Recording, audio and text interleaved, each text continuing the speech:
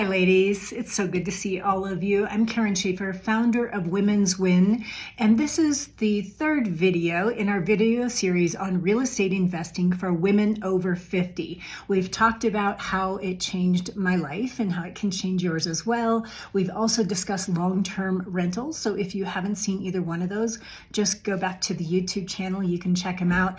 And don't forget to pick up your free 50-page report from Women's W.I.N, where I have covered everything from business strategies, marketing, real estate investing, and contribution, which I think is one of the most important things. So take a look at womenswin.com and grab your free report today. Since we've already talked about long-term rentals, I want to talk about short-term rentals. These are very popular right now and quite a buzzword. Many people just refer to them as VRBOs or Airbnbs or STRs or vacation rentals, and they've become this sort of interesting phenomena in the real estate world.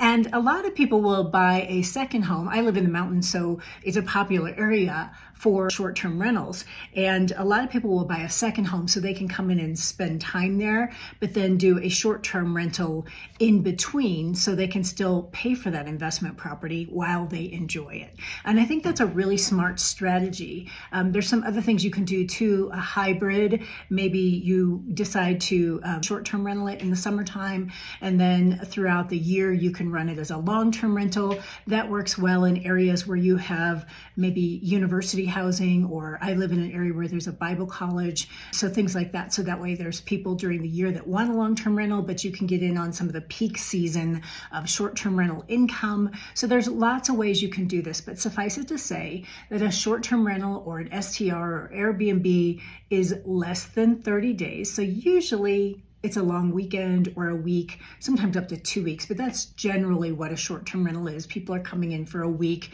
of vacation. They almost always work better when there's a reason for people to be in that area. So for me, I live in the mountains. I mean, fabulous reason for short-term rentals, right?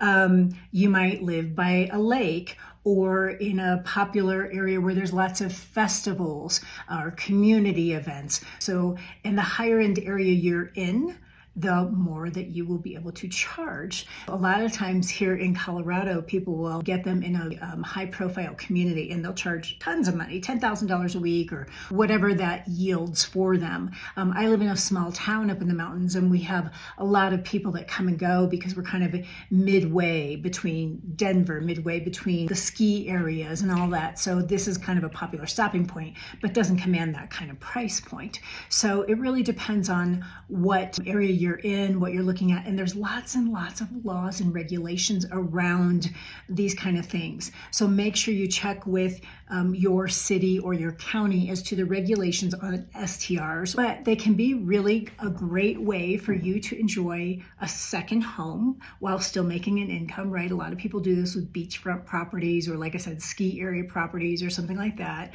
It's a great way for you to gain extra income, and this is, for me, falls into the category of medium money, right? Because you can turn your money faster than a month, especially during peak rental seasons. You might collect 4 rents in a month instead of 1 rent in a month.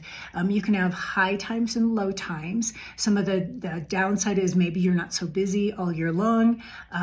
You do have to furnish things, and when they break or get stolen or anything else, you got to replace them. But the good news is you also get a good security deposit and you have their credit card, so you always have recourse. I like short-term rentals and I like long-term rentals, both for different reasons, but I want you to be aware of all the strategies that you can use in order to create financial freedom for yourself. I think each and every one of you is a complete and total winner. Don't forget to go to womenswin.com for your free report. I'll see you soon.